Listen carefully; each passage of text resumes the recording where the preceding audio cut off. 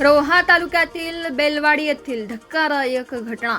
अवैध धंद्यांची पोलिसांना माहिती पुरवणं तरुणाला पडलं महागात।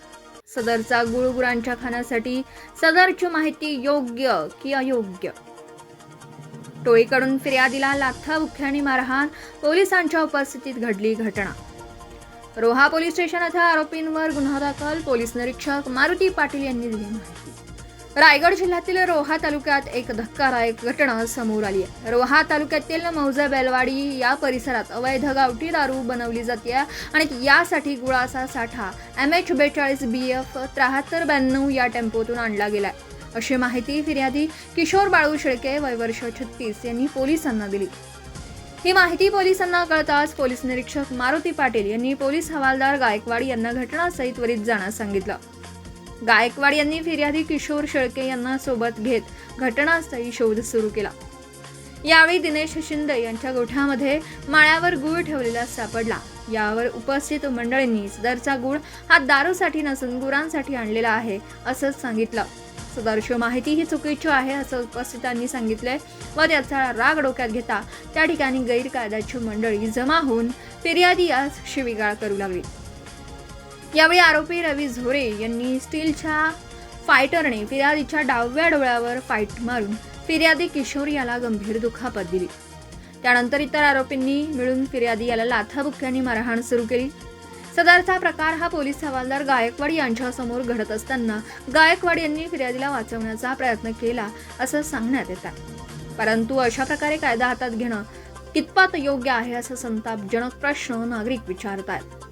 भारतीय न्याय संहिता कलम 118 1 115 2 189 2 189 3 190 352 127 2 प्रमाणे आरोपी दिनेश शिंदे, सुनीता शिंदे, विमल शिंदे, रंजना गोरे, संगीता गोरे, सविता होगाडे, प्रीती होगाडे, स्वाती गोरे, शुभांगी गोरे, रमाबाई शिंदे, सुनील होगाडे, योगेश होगाडे, गणेश होगाडे, रवी झोरे आणि इतर 20 ते 25 स्त्री व पुरुष राहणार बेलवाडी यांच्यावर गुन्हा दाखल झाला, अशी माहिती पोलीस निरीक्षक मारुती पाटील यांनी दिली।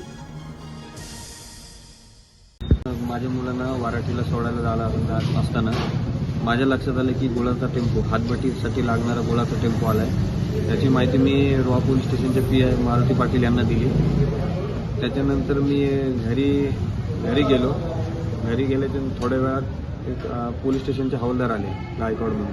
त्यांनी मला विचारलं की कुठं गाडी आहे काय? मी सांगितलं पण साहेब गाडी गेली, पण बोलू गूळ उतरलाय, हातभट्टीसाठी लागणारा गूळ उतरलाय। ते गायकवाड साहेब बोलले मला की चल दाखव कुठं उतरले म्हणून। गेला असता ते दिनेश शिंदेच्या गोठ्यात गुळाचा साठा होता। मी त्यांना साहेब बोलले कुठं आहे? तर बोललो इथं माळ्यावरती ठेवलं आहे। माळ्यावरती गेला असताना गावातला हातभट्टी व्यावसायिकाचा सर्व जमा येऊन मला बेदम मारहाण केली। सोबत ते हवालदार होते त्यांना पण धक्काबुक्की झाली। सर सकाळी 5-5:30 दरम्यान बैलवाडी या ठिकाणी काहीतरी गुळ, संशयित दारूचा गुळ सापडला आणि त्याच्यावर काहीतरी तिथल्या तुमच्या पोलिसांच्या खबऱ्याला काहीतरी मारहाण केली समजतं। काय नेमकी मारण्यातली काय नेमकी त्याची हकीकत आहे? सकाळी 7:30च्या दरम्यान एक कॉल आला की या ठिकाणी दारू करण्यासाठी गूळ आणलेला आहे आणि तुम्ही त्वरित पोलीस पाठवा म्हणून आम्ही एक पोलीस तिथे बीट अंमलदार पाठवले। त्यांनी जाऊन बघितलं तर तेव्हापर्यंत ती गाडी निघून गेली होती, परंतु तिथला जो गूळ होता तो गोट्याच्या वर ठेवलेला आहे असं सांगितलं। गुरांचा गोठा आहे, गोट्याच्या वर। तिथं जाऊन चौकशी केली, वर बघितलं तर गुळाच्या काही ढेपा होत्या 4-5। तर त्या गुळाच्या ढेपा बघून तिथल्या ज्या महिला आहेत त्या आल्या की सदरचा गुळा गुरांसाठी असतो आणि दारूसाठी नाही वगैरे असं म्हणून त्याच्या एक आपापसात बोलाचाली होऊन जो आम्हाला माहिती देणार होता त्या व्यक्तीला त्यांनी गावातलाच आहे, तो त्यांचाच नातेवाईक आहे, त्यालाच धरला आणि त्याला धक्काबुक्की केली। त्याप्रमाणे आम्ही त्वरित जाऊन तिथं पोलीसमध्ये दिलेली आणि त्यांना घेऊन दवाखान्यात वगैरे नेऊन त्यांच्यावरती दवापचार करून आता रितसर त्यांच्यावरती गुन्हा दाखल करण्यात आलेला आहे। यामध्ये एकूण किती आरोपी आहेत आणि याच्यामध्ये मार लागलेल्या व्यक्तीचं नाव काय?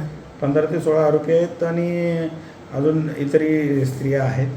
तर मार लागलेली जी व्यक्ती आहे ते किशोर शेळके म्हणून आहेत, त्यांच्यावरती औषधोपचार चालू आहे।